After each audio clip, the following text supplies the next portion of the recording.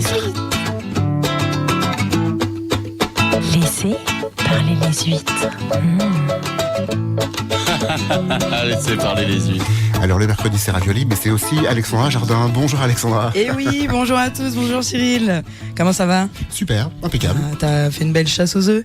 Absolument, avec beaucoup de chocolat, beaucoup de petites cloches en chocolat, enfin du bonheur quoi. Ah, voilà. Le chocolat c'est le réconfort avec ce printemps incertain, n'est-ce pas ? Il y en a marre. Ouais, il y en a marre, ça va de cette flotte, on espère apercevoir le soleil un peu dans le week-end. Et oui, et cette semaine justement, on va parler d'extérieur, on va parler de sport, on va parler de Jeux Olympiques.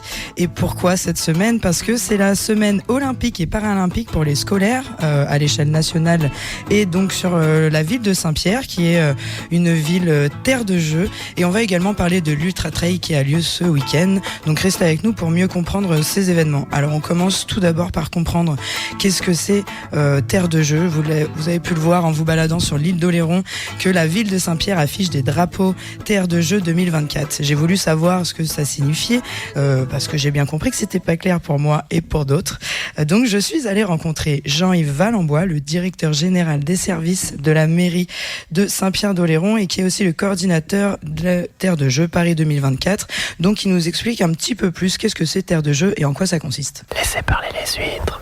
Alors, Terre de jeu, donc c'est un label, on va dire une récompense, décerné par les services de l'État, qui donc s'organise en lien direct avec Paris 2024, c'est-à-dire l'organisateur des Jeux Olympiques. Et Terre de jeu sont des communes, donc en l'occurrence là Saint-Pierre-d'Oléron pour l'île d'Oléron, qui mettent le sport, on va dire, à l'honneur, qui s'investissent donc dans des manifestations sportives tout au long de l'année, plus particulièrement quand même. Nous, de notre côté, vis-à-vis des écoles ou des collégiens, et les associations aussi sportives. Donc, Terre de jeu, c'est quoi ? C'est essayer de faire vibrer les Jeux Olympiques, y compris sur nos communes. Donc là, ça fait quelques années déjà que la commune de Saint-Pierre est terre de jeux, pas forcément en lien, enfin c'est en lien avec les Jeux Olympiques, mais on n'a pas attendu 2024 pour que ce soit le cas. Qu'est-ce qui est mis en place concrètement depuis ce label terre de jeux ? Alors effectivement, la commune de Saint-Pierre-d'Oléron, donc nous on a été la première commune, les premiers 500 labellisés de France, donc en 2019. Distinction remise donc par Tony Estanguet, qui est le président donc du comité d'organisation des Jeux Olympiques, distinction remise à Monsieur le maire donc en 2019. Et depuis, on a eu des temps forts donc autour d'année en année, depuis 2019. On a organisé des temps forts donc autour de la semaine olympique et paralympique. Donc ça c'est notre actualité. Donc là c'est le public des écoles et le public du collège. Donc toute la semaine on va les animer. Il va y avoir des animations donc sportives avec nos jeunes. Après, on a travaillé aussi avec les associations donc sportives autour de la journée mondiale de l'olympisme là qui est le 23 juin. Donc là, on met des animations sportives en place. Et puis le volet paralympique, il faut pas oublier, puisque du coup en octobre, on a aussi la journée mondiale paralympique. Et nous, depuis 2020, on met en place des animations donc autour des Jeux paralympiques. Donc grosso modo, ce sont des temps forts organisés donc tout au long de l'année. Et cerise sur le gâteau, si je puis dire, pour 2024, là en année olympique, au niveau de la commune de Saint-Pierre-d'Oléron, on a aussi nous toute notre actualité culturelle, notre programme culturel, on l'a orienté autour de la thématique sport. Donc on fait sport et culture tout au long de l'année donc 2024, et c'est ce qu'on a appelé Saint-Pierre Olympique, c'est-à-dire voilà comment notre commune vibre au niveau sportif, au niveau culturel, dans une ambiance sportive sympathique, amicale, qui réunit le plus de monde possible. Et ça passe par quoi, par exemple ? Vous avez quoi comme exemple à nous donner par rapport à tout ça ? Sur la programmation culturelle, par exemple, on a reçu un artiste qui s'appelle Kader Kouchi, qui lui, donc ancien champion de saut en longueur, qui lui est venu au collège pour un atelier artistique, puisque maintenant Monsieur Clouchy est un artiste reconnu.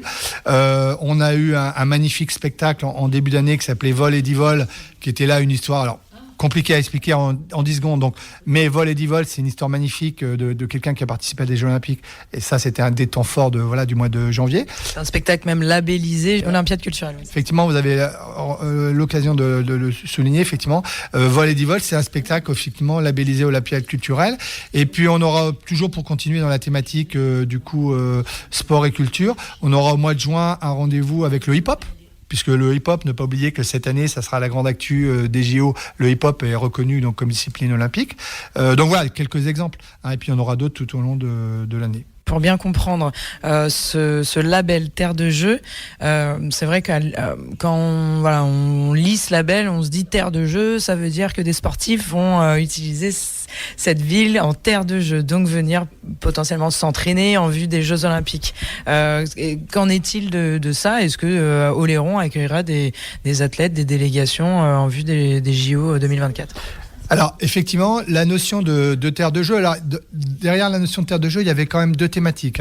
L'idée, c'était de se dire, terre de jeu peut vivre aussi en dehors de Paris, puisque les JO seront à Paris, mais il peut y avoir des terres de jeu, donc des communes, par exemple Saint-Pierre-de-Léron, donc qui font vivre les Jeux Olympiques, donc en dehors de Paris. Donc ça, c'était la première thématique. Et effectivement, la deuxième thématique, c'était de se dire, et du coup, nous, on s'était inscrit aussi dans ce schéma-là, c'était d'être centre de préparation aux Jeux Olympiques, donc pouvoir accueillir des délégations internationales. Donc nous, on a été référencés sur plusieurs disciplines, donc qui permettaient potentiellement d'accueillir des délégations d'Asie, d'Amérique, etc. Alors aujourd'hui, à l'heure où je vous parle, on n'a pas pour l'instant la chance d'avoir des délégations qui viendront sur notre territoire pour plusieurs raisons. Après, on ne sait jamais. On est en avril, les JO, c'est au mois de juillet. On sait très bien qu'en dernière minute, il peut y avoir des opportunités. Donc, mais effectivement, au jour d'aujourd'hui, on n'a pas, en tout cas, à notre connaissance, de délégations qui viendront sur Saint-Pierre-de-Oléron pour s'entraîner, parce que quand elles viennent, c'est un programme sportif. Mais en tout cas, potentiellement, on peut. Donc, comme vous dites, je lance un appel à vos auditeurs et à du réseau qui se trouve de par le monde. Oui, on peut accueillir des délégations étrangères ou nationales d'ailleurs sur notre beau territoire de l'île de Léron si l'occasion se présente. Et d'ailleurs, les délégations viennent automatiquement en amont dans le pays pour s'entraîner, ou il y en a qui arrivent la dernière minute, pile le jour d'ouverture des JO ? Alors là, au niveau sportif, et dans le cadre des JO, qui est quand même un événement. Oui, il y a une erreur de magnéto, pardonnez-moi. Et donc, terre de jeu, on en a appris un petit peu plus. Et cette semaine, donc comme je vous disais, c'est la semaine olympique et para-olympique, donc qui est adressée aux scolaires. Et donc la ville de Saint-Pierre y participe. Et Jean-Yves nous raconte qu'est-ce que c'est une SOP. Laissez parler les huîtres. Et donc, comme convenu, nous retrouvons Jean-Yves Valenbois qui nous explique qu'est-ce que c'est la semaine SOP. Alors, la SOP, donc semaine olympique et para-olympique, c'est donc un programme qui s'inscrit dans le programme officiel de l'éducation nationale. Donc ça veut dire que c'est partout en France, enfin toutes les écoles qui participent. En tout cas, nous, depuis 2020, on y participe. Toutes les écoles, les écoles et collèges y participent. Et de Saint-Pierre. Oui, pardon, de Saint-Pierre-de-Léron. Et donc, les établissements scolaires donc de Saint-Pierre-de-Léron, tout au long de la semaine, c'est-à-dire dès mardi 2 jusqu'au vendredi 5, elles vont, nos écoles, notre collège vont avoir du programme sportif, on va dire de façon un peu intensive. Et puis, ça va monter crescendo, donc mardi. Le jeudi après-midi, on va avoir le plaisir d'accueillir un athlète ultra-trailer, Philippe Richet, qui lui va apporter son témoignage à nos jeunes, parce qu'effectivement, tous les ans, à l'occasion de la SOP, la semaine olympique paralympique, on essaie d'avoir des témoignages de sportifs de haut niveau, ou qui s'investissent dans le sport. Et ça, je peux vous dire que les jeunes, ils adhèrent. Donc la semaine prochaine, on a cet ultra-trailer Philippe Richet, qui nous fait le plaisir de venir. Ça sera le jeudi après-midi. Et le vendredi, alors là, c'est crescendo. On crée un mini village olympique avec donc 8 disciplines, de l'escalade, de l'escrime, du frisbee, du hand, du BMX, puisqu'on a la chance d'avoir un super équipement au niveau du BMX. Et là, nos jeunes, donc de la commune de Saint-Pierre-de-Léron, vont pouvoir s'initier à ces sports-là. L'escalade, par exemple, puisqu'on a un mur d'escalade qui vient. Enfin bref, une ambiance sportive tout au long de ce vendredi 5 avril. Et c'est ça, c'est notre village olympique. Et donc notre animation un peu finale, on va dire.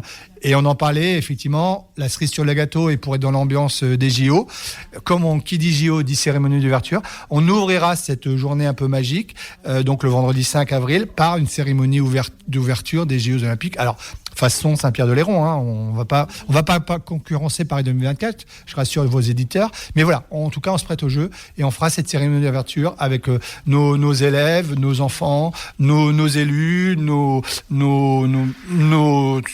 public qui va venir suivre cet événement. Donc là, c'est une cérémonie d'ouverture qui est ouverte aux scolaires, aux élus, comme vous avez dit, qui est pas forcément ouvert au grand public, qui est vraiment axé sur le scolaire. Donc on peut pas y assister, même si on passe devant. Alors après, je dirais que cette cérémonie d'ouverture, alors modestement, cette cérémonie qui sera donc organisée par nos soins, elle se passe au complexe sportif de Loumière. Donc effectivement, potentiellement, ça peut, comme vous dites, il peut y avoir des visiteurs qui passent par là. Mais effectivement, c'est important de préciser que la SOP, la Semaine olympique paralympique, elle s'adresse vraiment à du public scolaire, école et collège, mais pour le grand public, voilà, vos auditeurs qui veulent vibrer avec nous les JO, je rassure tout le monde, au mois de juin, on aura d'autres événements sympathiques, mais il faut garder un peu pour la poire pour la soif, pour les prochaines dates. Mais non, on organisera aussi des choses pour le grand public donc en juin. Il faut être un petit peu patient, attendre la période estivale qui arrive pour pouvoir commencer à se languir de ces Jeux Olympiques. Et justement, donc cette SOP, c'est aussi l'intérêt de ramener des jeunes vers des disciplines sportives auxquelles ils n'ont pas forcément accès le reste de l'année, de pouvoir ouvrir un petit peu le sport à tout le monde. Qu'est-ce qu'il y a de particulier sur l'île d'Oléron que vous proposez de différent, par exemple, qu'il n'y aurait pas sur d'autres communes en France ?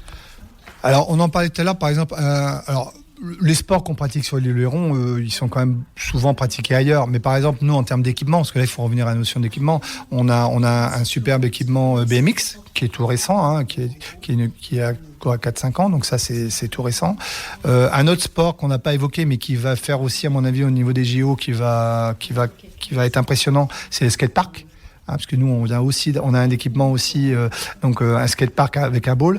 Et ça, ce sont des disciplines qu'on peut pratiquer sur la commune de Saint-Pierre-de-Oléron, qui intéressent beaucoup le jeune public. Sinon, après, on est dans la panoplie des sports d'équipe traditionnels. Le hand, par exemple, nous, on a une culture du hand sur l'île d'Oléron, le badminton. On a beaucoup de jeunes qui s'intéressent maintenant au bad. Le judo, les sports individuels, donc de la gym. Enfin voilà, on a une panoplie assez complète. L'intérêt, c'est que là, pour le coup, les jeunes, par exemple, on va avoir un mur d'escalade. Ça, on n'en a pas sur l'île d'Oléron. Ils vont pouvoir découvrir ça. On va avoir de l'escrime. Ça, c'est pareil. On pratique pas. Donc ça, c'est plus de la découverte des sports moi, étant aussi enfant, je sais que l'escrime, par exemple, au niveau des JO, c'est des trucs magiques. Bon, voilà, c'est un peu vivre aussi les JO quelque part par des disciplines qu'on n'a pas l'occasion de pratiquer ailleurs, quoi. Pour marquer l'événement, on a réalisé une expo qui retrace un peu notre histoire, et puis on en parlait, c'est vrai que ça peut être un peu complexe de comprendre pourquoi on parle des JO à Saint-Pierre-de-Oléron, pourquoi on est terre de jeu, pourquoi on a cette fibre un peu olympique. Du coup, on a une très belle expo là qu'on a réalisée, qui est au complexe sportif donc de Loumière, donc sur la commune de Saint-Pierre-de-Oléron. L'avantage, c'est que le complexe sportif, c'est un site ouvert, et ça retrace vraiment l'histoire en tout cas de nous au niveau de notre commune d'Oléron, le terre de jeu depuis 2019. Et effectivement, on retrace d'année en année les accueils de sportifs, de délégations. On a une délégation paralympique en tennis de sabre, on a une délégation française de taekwondo. Donc les délégations, quand elles venaient sur Saint-Pierre-de-Oléron, c'était aussi pour s'entraîner. Donc voilà. Donc j'invite là pour le coup, pour vraiment comprendre un peu tout ce qu'on a pu faire depuis 2019. Cette expo, c'est vraiment le reflet vivant de notre histoire, de notre aventure. Et moi, je persiste à croire et je dis que 2024, c'est une étape très importante pour la France. Mais nous, on continuera. Il y aura l'après 2024. On a déjà d'autres projets L'idée, c'est quand même que le sport, qui est quand même un élément important de notre équilibre, qu'on continue cette dynamique sportive au-delà donc de Paris 2024. On ne s'arrête pas que aux Jeux Olympiques pour faire du sport sur Oléron. Voilà, non, on continuera à fond la forme, n'est-ce pas ? Si je peux me permettre, non, on continuera au-delà de 2024. On a d'autres projets, on aura d'autres projets qui arriveront en 2025, etc. Et donc non, c'est important parce que derrière, et c'est important aussi, nous, la dynamique qu'on peut faire avec les associations sportives, avec les jeunes ou moins jeunes. C'est important vraiment de mettre le sport en avant parce que voilà, ça fait partie d'un équilibre personnel. Pour la santé, on le sait très bien que maintenant, c'est prouvé que sport et santé, ça contribue au bien-être, on va dire. Donc, du coup, oui, on est dans cette dynamique-là. Et oui, le sport est mis en avant sur l'île d'Oléron et vous le savez aussi bien que moi. Ce week-end aura lieu l'Ultra Trail. Donc Philippe Richet, qui est sur notre île pour rencontrer les scolaires, sera aussi au départ de l'Ultra Trail. Et restez avec nous car nous allons en parler juste après. Et nous allons également parler d'un livre qui réunit tous les champions de l'île d'Oléron. Restez avec nous, c'est tout de suite. Laissez parler les huîtres. De retour dans Laissez parler les huîtres avec le thème de la semaine qui est le sport et les Jeux Olympiques. Et justement, je suis allée rencontrer Pierre Frustier qui a écrit un livre qui est le Dictionnaire des sportifs d'Oléron, qui est paru au mois de février, disponible dans tous les magasins qui vendent des livres sur l'île. Et il nous en parle un petit peu plus.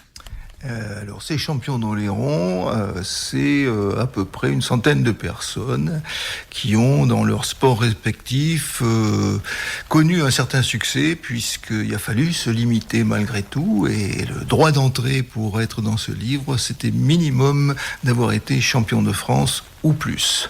Donc c'est originaire d'Oléron ou qui a vécu à Oléron et qui a été champion de France ? C'est qui ont un lien avec l'île d'Oléron. Donc il y a effectivement des natifs, comme le coureur cycliste Bréau, qui dans les années 1920 a été champion d'Europe des 100 km sur piste, qui a été extrêmement célèbre, dont on voyait la photo ou les caricatures, parce qu'il était très caricaturé dans la presse de l'époque, qui était né à Saint-Pierre, mais bien évidemment à cause de ses résultats, il a été obligé de quitter Saint-Pierre. Après, était très connu à Paris, dans les principaux lieux où se pratiquait le cyclisme.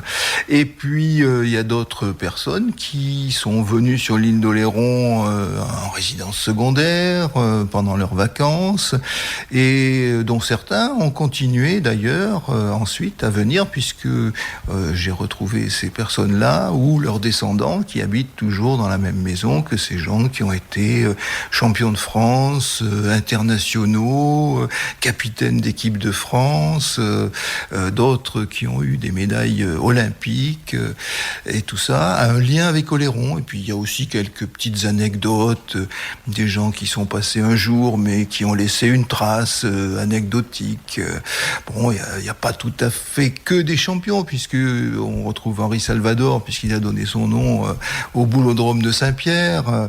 Il y a aussi dans la même catégorie Douillet, David Douillet, qui a donné son nom au gymnase du château, et puis d'autres champions qui, à titre particulier, ont un lien quelconque avec l'île d'Oléron. Voilà. Et tout ça, du coup, vous l'expliquez dans le livre, j'imagine, vous détaillez pourquoi le complexe sportif au château s'appelle David Douillet, pourquoi Henri Salvador a donné son nom au boulodrome.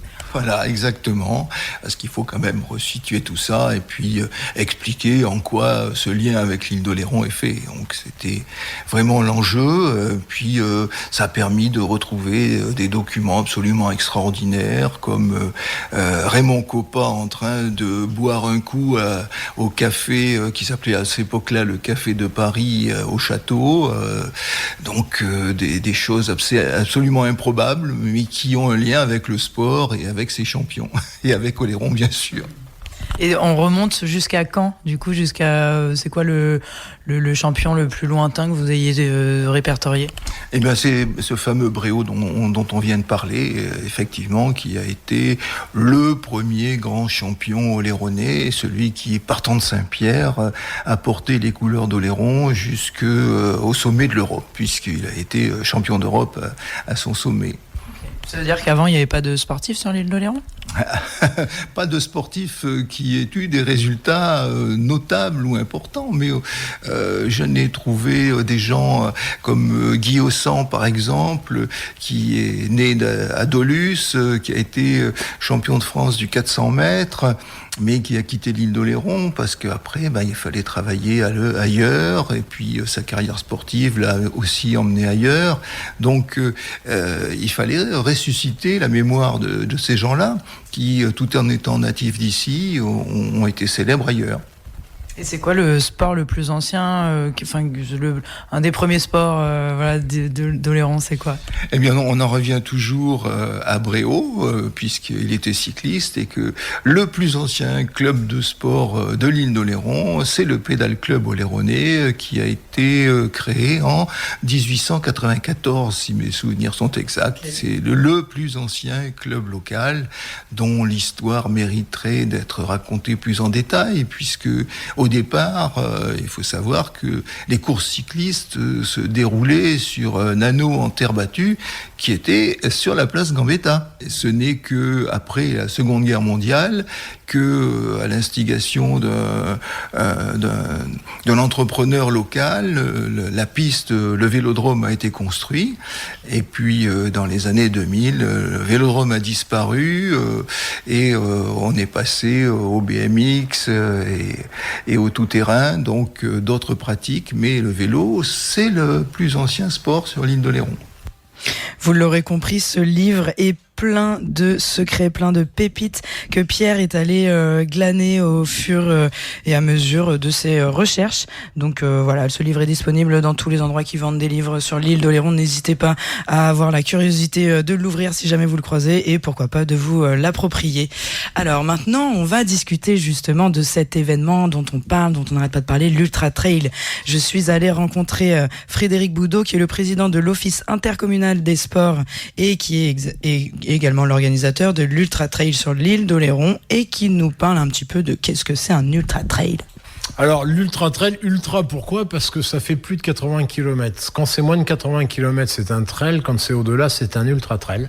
Pourquoi un Ultra Trail ? Parce que tout simplement, le tour de l'île d'Oléron fait 100 km. Donc on a trouvé intéressant de faire le tour de l'île d'Oléron à travers les chemins, de voir les différents paysages possibles sur Oléron, que ce soit de la plage, de la forêt, du marais, du chemin, des vignes, essayer de leur montrer un petit peu tous les paysages de l'île d'Oléron. Parce que du coup, il n'y avait pas d'événement comme ça avant qui réunissait des coureurs sur l'île d'Oléron ? Non, il n'y avait pas d'événement qui réunissait des coureurs sur un ultra-trail et sur le tour de l'île d'Oléron. Il y avait des courses, il y a des courses à Chassiron, il y a des courses à Saint-Pierre, il y a le trail du Fort-Boyard, mais un ultra-trail couvrant le tour complet de l'île d'Oléron, ça n'existait pas. Et un 100 km, à ma connaissance, ça n'existe pas en Charente-Maritime non plus. Et donc là, ça fait à peu près une année que vous avez mis ça en place. Quels sont les retours que vous avez ? Est-ce que vous avez suffisamment d'inscrits ? Comment a été reçu cet événement ? Alors ça fait depuis début juillet qu'on est sur un ultra trail, puisqu'on était parti au départ sur un marathon. On a plié pour raisons techniques et organisation avec toutes les routes qu'il faut emprunter sur Oléron, où c'est compliqué, surtout au printemps. Donc on est parti sur l'Ultra Trail début juillet. On a mis ça en place avec comme objectif la première année, avoir 500 coureurs. Pour nous, c'était une réussite. On est aujourd'hui à 1018 inscrits, ce qui représente presque 1900 coureurs, puisque l'Ultra Trail, ils peuvent le courir 100 km en solo, 100 km en duo ou 100 km par équipe de 4 fois 25 km. Comme un relais, par exemple ? Comme un relais, voilà. Ce sera par équipe de 4. Tous les 25 km, au point de ravitaillement, ils prendront le relais. C'est un autre équipier qui partira. En fait, il y a 3 courses différentes. Le solo, le duo et par équipe. Mais alors, pour bien comprendre, pour que les gens comprennent bien, ceux qui sont pas dans ces milieux-là, marathoniens, etc., 100 km de course, c'est quand même conséquent, non ? Pour un seul coureur ? À 100 km de course, pour un novice, ça va pas être facile, c'est sûr. Après, non, il y a beaucoup de gens qui sont entraînés pour des distances comme ça. Il y a surtout beaucoup de trailers qui s'entraînent et qui vont faire des ultra-trails en montagne. Donc en montagne, ils ont le dénivelé, en plus, qu'on n'a pas sur Oléron. Par contre, attention, il y a du sable sur Oléron. Est-ce que vous pouvez justement nous différencier un peu le marathon et le trail ? C'est quoi la différence ? Le marathon, c'est sur de la route, uniquement. C'est des cours de route. Le trail, c'est de la course nature uniquement.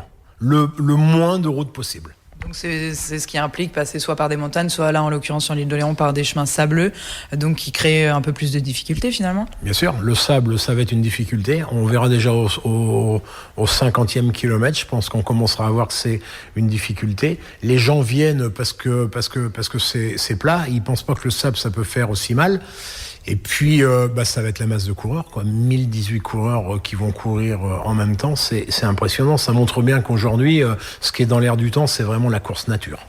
Et là, justement, vous avez, un trailer et un marathonien peuvent participer à l'un ou à l'autre. C'est les mêmes performances ou c'est vraiment deux pratiques différentes ? C'est deux pratiques différentes. Mais ça n'empêche qu'il y aura des marathoniens sur l'ultra trail parce qu'ils se mettent aussi à faire de l'ultra trail. Et là, sur tous les coureurs qui viennent sur l'île d'Oléron, c'est des gens qui viennent de partout ou uniquement de l'île ? Non, c'est des gens qui viennent de la France entière. Jusqu'en Autriche, il y a une coureuse qui va faire le 100 km en solo, qui vient d'Autriche sur Oléron. Elle connaissait un petit peu le secteur, elle m'a téléphoné pour les papiers, les inscriptions, voir comment elle pouvait faire. Donc elle sera présente. J'ai regardé sur les inscrits, elle est bien présente sur l'Ultra Trail. Elle prendra le départ le samedi 6. Bien ici, pourquoi ? Pour le lieu, pour le paysage qu'on va traverser dans le trail, pour s'entraîner ? On vient ici parce que c'est une île. Ça n'existe pas sur une île. Deuxième chose, c'est un 100 km. Faire un 100 bornes, c'est mythique. Donc on vient faire un 100 km, on vient faire un 100 km sur une île, et ce 100 km sur une île, c'est le tour complet de l'île. Je pense que le succès de la réussite est là. Donc expliquez-nous un petit peu qu'est-ce qui va se passer pendant cette Ultra Trail. Il y a 2 jours de village sur la commune du Château. Qu'est-ce qu'on y trouve ? Qu'est-ce qu'on y fait ? Qu'est-ce qu'on y rencontre ? Voilà, alors il va y avoir 2 jours d'animation sur la ville du Château. Pourquoi de l'animation ? Parce qu'en général, des trailers, ils viennent, ils prennent un départ de course de très bonne heure le matin et on les revoit dans la journée ou très tard le soir. Et puis entre-temps, les gens qui accompagnent, il n'y a plus rien, ils n'ont plus de contact, plus rien. On a décidé de faire autrement sur Oléron, de créer un village, de créer une animation dans ce village. Il y aura des gens qui vont venir exposer des produits locaux, il y aura des animations qui vont être faites toute la journée du samedi, avec notamment le départ d'une marche de 12 km le samedi matin à 9h. À 11h, organisation d'une course dans la citadelle pour les enfants. Et toute la journée, proposition d'animation pour les enfants, de jeux pour les enfants, visite de la citadelle pour les adultes. Le dimanche, visite de citadelle s'ils veulent et visite du patrimoine oléronnais pour les coureurs et la famille. Et puis un relais d'information qui va être entre le PC de la citadelle, le 25e kilomètre, le 50e kilomètre et le 75e kilomètre, où on va avoir le speaker qui va être en direct de la course, qui va retransmettre ce qui se passe sur les points de relais 25, 50 et 75, et les gens dans la citadelle auront l'information en direct de ce qui se passe, et ils auront aussi le classement au fur et à mesure que leur coureur arrive sur un point de relais. Il y aura un écran qui va relayer l'information dans la citadelle pour savoir si le coureur est arrivé, s'il est passé, et le temps qu'il a fait sur le tronçon des 25 km. Donc ça veut dire que si on veut suivre un coureur à l'Ultra Trail, on n'est pas obligé de le suivre en courant, ni en voiture, ni en moto comme le Tour de France. On peut, de la citadelle, savoir la progression de la course. Voilà, alors le suivre en moto, en vélo ou en voiture, non, c'est un ultra trail, donc on va rester à pied. Le suivre en courant, si vous voulez, il y a des bons coureurs, donc on peut suivre en courant. Non, le mieux, oui, c'est de le suivre ou à la citadelle.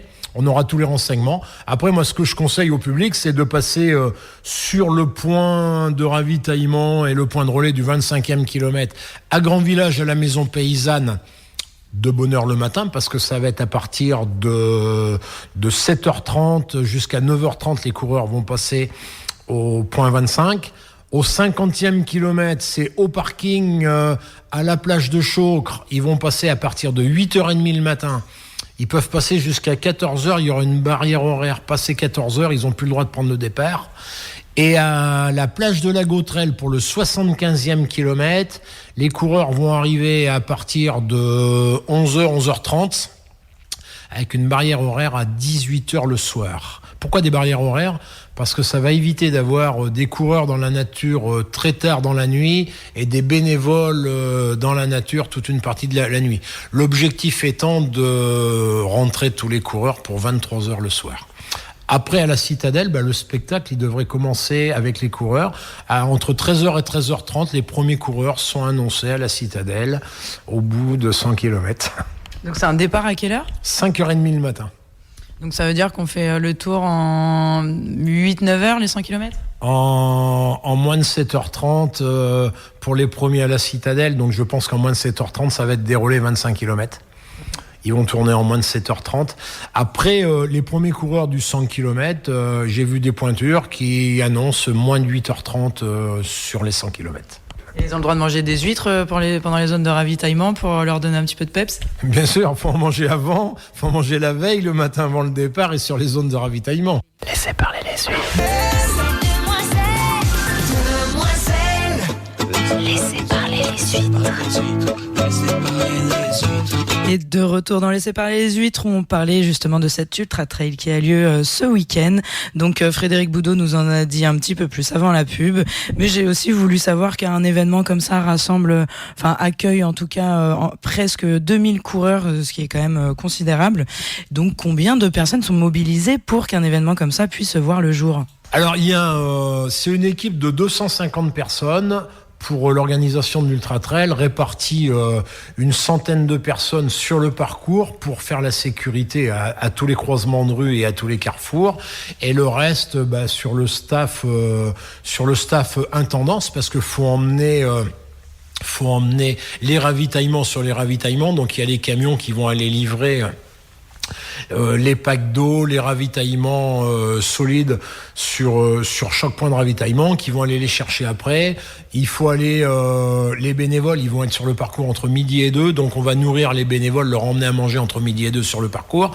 Et puis après, il y a toute l'organisation citadelle avec toutes les activités dans la citadelle, où il faut également 70 bénévoles à peu près sur cette organisation du vendredi et du samedi à l'intérieur de la citadelle. Est-ce que vous les avez tous trouvés, ces bénévoles ? Aujourd'hui, on les a tous trouvés. Après, si j'ai quelques bénévoles qui viennent en plus, ils seront les bienvenus, notamment sur le parcours, parce que il y a des désistements en permanence. Et puis après, plus j'ai de bénévoles sur le parcours, plus je peux mettre des temps un petit peu plus courts à chaque bénévole dans un carrefour, parce que je sais qu'être 7h ou 8h dans un carrefour, c'est pas forcément agréable, c'est aussi fatigant. Donc à chaque fois que j'aurai des bénévoles et que je pourrai relayer, je les mettrai sur le parcours pour aller relayer. Donc quelques bénévoles de plus seront toujours les bienvenus. Et alors ils s'adressent où, ces bénévoles de plus qui voudraient vous rejoindre ? Eh ben, ils s'adressent sur le site UT Trail Oléron.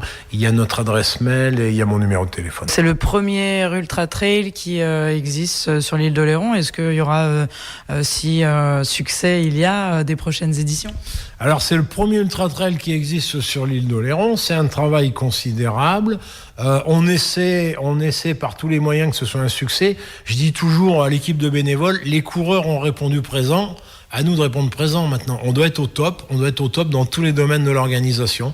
Il faut que les coureurs, quand ils repartent de l'île d'Oléron, ils aient une belle image de l'île d'Oléron. Ils aient surtout de belles images en tête et être capable de dire on a vu des paysages magnifiques, il faut qu'on retourne se balader sur l'île en laissant le chrono dans la voiture et en y allant tranquillement. Voilà le but. Si ça c'est réussi, bien sûr l'année prochaine sur la lancée on partira et on essaiera de continuer l'Ultra Trail et de perdurer le plus longtemps possible une telle manifestation. En tout cas, un bel événement en perspective qui rassemble sportifs, non sportifs autour d'un village à la citadelle du château d'Oléron. Et justement, donc vous avez compris, la course est le samedi qui démarre à 5h30. Mais avant ça, le vendredi, il y a la possibilité de venir rencontrer vos coureurs préférés, de pouvoir les encourager pour cette course du samedi. Et justement, Frédéric nous parle tout de suite de ce programme. Ouais, vendredi matin, il y a Hularius qui va organiser un jeu de piste sur le territoire oléronnais. Alors un petit jeu de piste, 5 km, juste pour échauffer un petit peu les coureurs et surtout échauffer les têtes d'affiche. Ça va être un jeu de piste entre Koh-Lanta et Pékin Express. Donc je sais pas comment ils organisent exactement, c'est par équipe de 2, de 3 ou de 4. Donc Claude Dartrois sera dessus, Philippe Richet, je viens de le contacter, j'attends sa réponse, là il doit être dans la forêt landaise en train de s'entraîner, donc j'ai pas eu de réponse encore. Mais oui, voilà, entre eux, ils vont leur organiser un jeu de piste pour mieux se connaître et puis pour faire découvrir quelques passages du patrimoine oléronnais, les occuper le vendredi matin et leur faire un petit échauffement. Donc voilà, vous en savez plus, vous connaissez tout, il n'y a plus de secret sur cette Ultra Trail.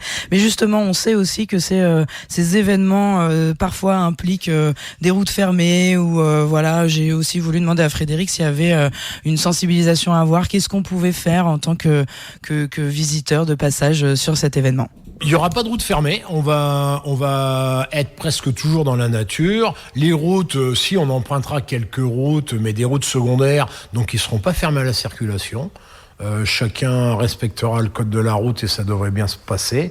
Donc sur la circulation, il n'y a pas de problème. Sur les visiteurs, moi j'aurais tendance à dire, nos coureurs on va les forcer à respecter les zones sensibles. Moi, je dirais, s'il vous plaît, respectez vous aussi les zones sensibles. N'allez pas sur les têtes de dune entre la Menounière et les Sables-Vigniers, vous allez gêner les gravelots. N'allez pas sur la plage et sur le morceau de dune entre l'Amphibie et à remonter le long de la route du Moulin de la Côte. C'est une zone sensible, c'est une zone qui est protégée, c'est une zone où on n'a pas fait passer les coureurs. Donc on a vu avec la réserve de Moise sur ça, si nous on le respecte, que tous les promeneurs, les visiteurs, les suiveurs de l'Ultra Trail fassent la même chose.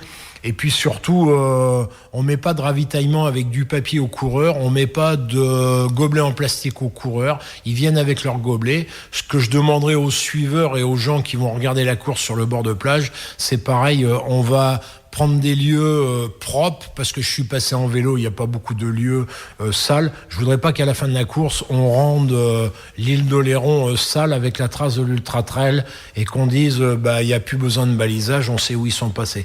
Donc déjà, les débaliseurs, on les consigne. S'il y a de la pollution qui a été jetée au fur et à mesure, les débaliseurs seront obligés de ramasser cette pollution. Les coureurs vont être prévenus au briefing le samedi matin. Tout coureur qui va être pris à jeter quoi que ce soit dans la nature, au point de ravitaillement suivant, c'est disqualification directe.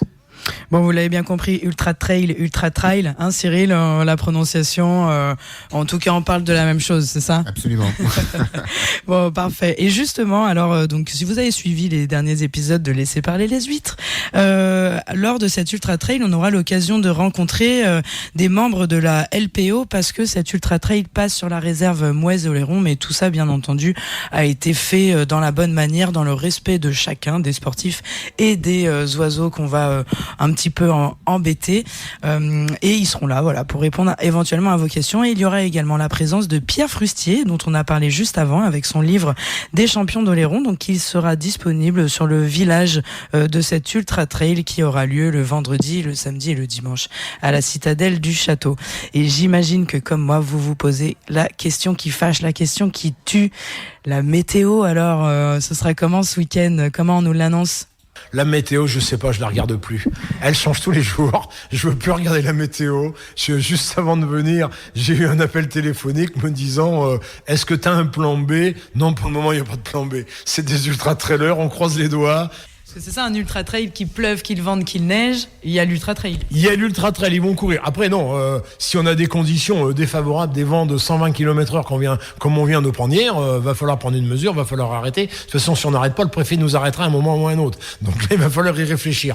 Et si le vent il est dans le bon sens, ça les pousse dans le dos finalement, c'est plus facile, non ? Mais quand on fait un tour d'île, il va être dans le bon sens à un moment, mais il va être dans le mauvais sens à un autre moment. Si on monte et qu'on l'a dans le dos, quand on va descendre, il va falloir l'avoir de face. Donc on n'a pas le choix. Non, on verra d'ici là, je suis pas trop inquiet sur la météo, même si c'est 60, 70 km/h, 75 km/h. Chez nous, c'est pas catastrophique. On est sur une île, on est habitué au vent, on sait comment ça fait, on sait qu'il n'y a pas de catastrophe. C'est plus toute l'organisation du village, des ravitaillements qu'il faut faire attention. Je suis plus inquiet pour ça que sur les coureurs, mais allez, le 6 avril, tout va bien se passer. Et oui, tout va bien se passer le 6 avril. Donc rendez-vous ce week-end à la citadelle du château. J'espère que vous avez eu les informations qui vous manquaient. En tout cas, merci d'avoir suivi cette émission. On se retrouve comme d'habitude mercredi prochain à 11h. Et le thème de la semaine, on parlera du tiers-lieu de Saint-Trojan, du festival Vent et Lumière qui aura lieu à Chassiron et plein d'autres surprises encore. Merci à tous, bonne semaine et à la semaine prochaine. Laissez parler les huîtres. Laissez parler les huîtres. Laissez parler les huîtres. Laissez parler les huîtres.